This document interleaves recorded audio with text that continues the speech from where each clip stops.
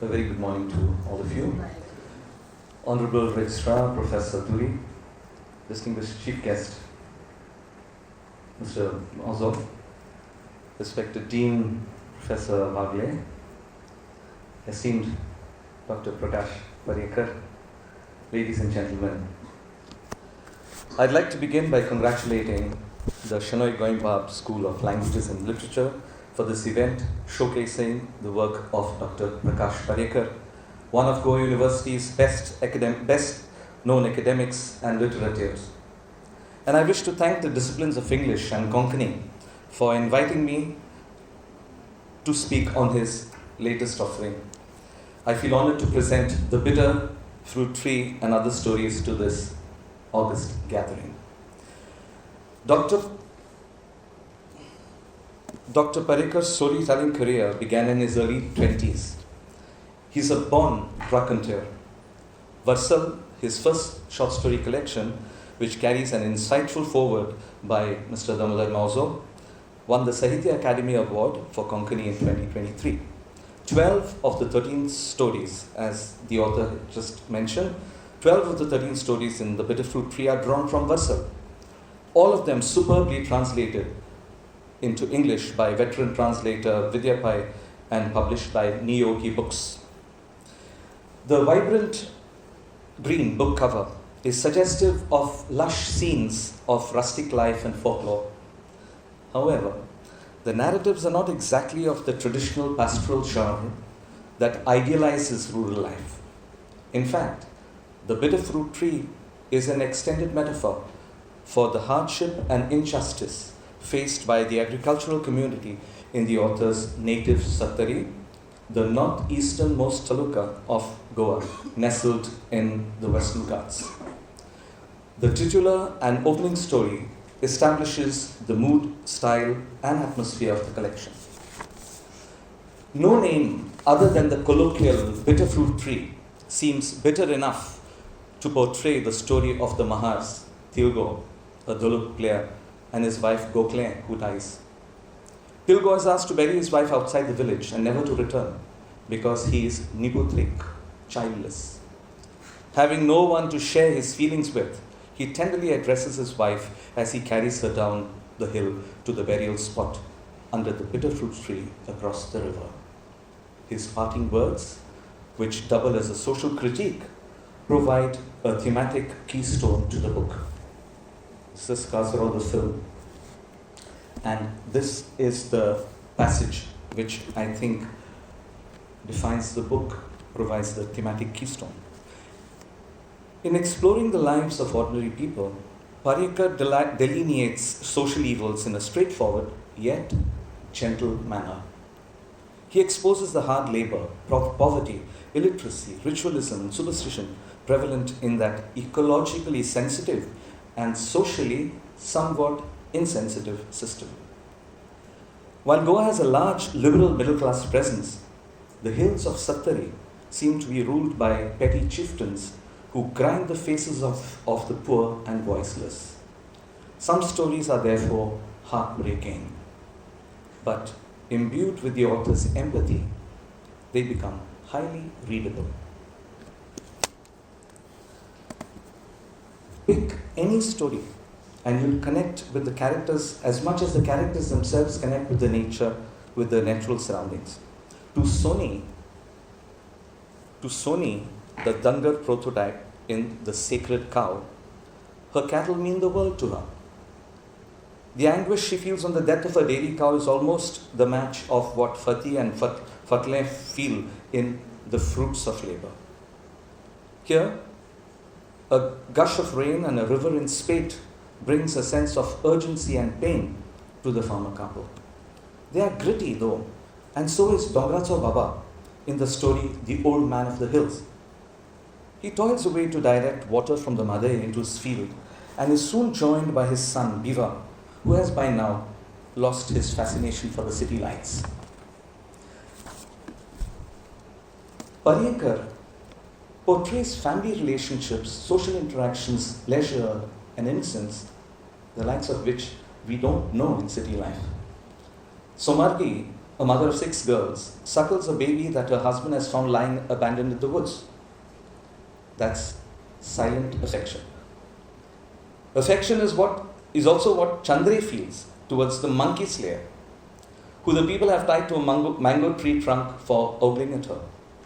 That night, as her husband lies wrapped in a blanket, Chandre, wondering whether the Vanarmaro is shivering, seeks him out on Uvotyam. Do read The Crescent Moon to see the final outcome. There's a touch of mountain romance in that story, but it isn't a Parienkar trope. Parienkar'S characters are more often seen at home, in their fields and farms, temples and public squares. The women manage the household and are a force to reckon with in the community. For example, the widowed Gokul in water. She ignores the government's promises of a non-stop water supply and gets down to reviving the village well. As regards the crucifix on a chain, the juxtaposition in the title is not lost on the reader. It is the only story in which the protagonist is a Christian.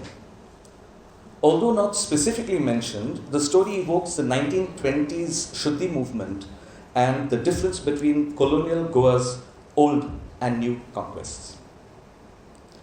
In the story's sacrifice and desolation, 2 popular village festivals turn into fiascos.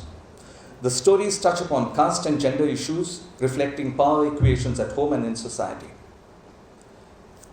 In 2 other stories, social and environmental concerns come to the fore. In The Trap, sons of the soil resent the arrival of outsiders from across the guts, while in A Forest Sanctuary, locals feel like outsiders in their own land after large forest tracts have been designated as protected areas.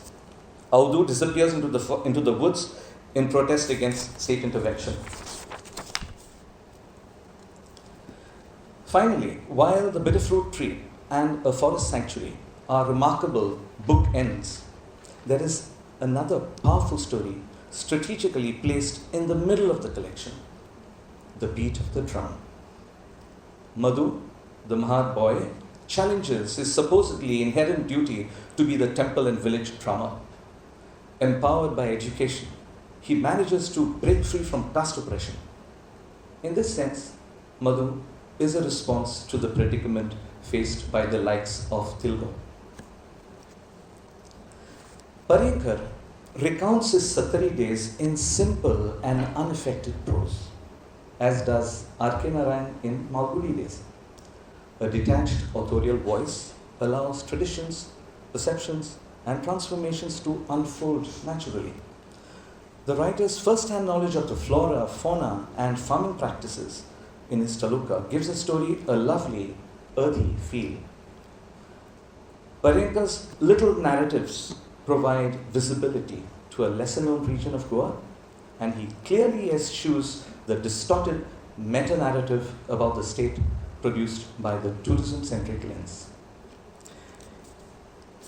In his introduction to Varsal, Parienkar states, and I won't read everything because of time, हांगासरली समाजीक विषमता आनी विसंगती कोंकणी साहित्यांत अभिव्यक्त जावंक जाय अशें म्हाका सदांच दिसत आयलें आनी तेंवूय म्हजे सतारींतलें बोली भाशेचें थळाव्या विशयांत लेगीत विश्वीक मूल्यां लिंपून राविल्लीं आसतात.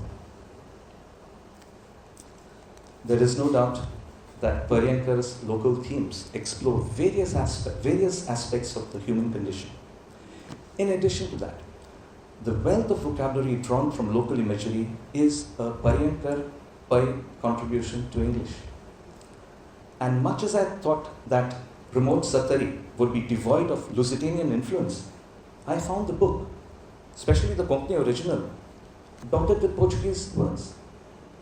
Here, I think Parienkar has a thematic counterpart in Miguel Torga, who hails from Portugal's northeastern corner, Trás-os-Montes. Except that, unlike Parienkar, the author of Contos da Montanha, Tales from the Mountain, is far from being a political politically neutral observer. All things considered, writer Parienkar takes the bitter with the sweet, and his stories leave no bitter aftertaste. Combining his understanding of the land and its people with his own creative vision, he has captured the spirit of Satari. Well, given his long association with Tiswadi, we might soon expect him to delight us with stories set in this taluka as well. And taking a cue from his work titled Made, Karlsantlian Kagdar, we could say that the bitter fruit tree too has come from the heart to the page and is sure to go from Satari to the big white world. Thank you all for listening and happy reading.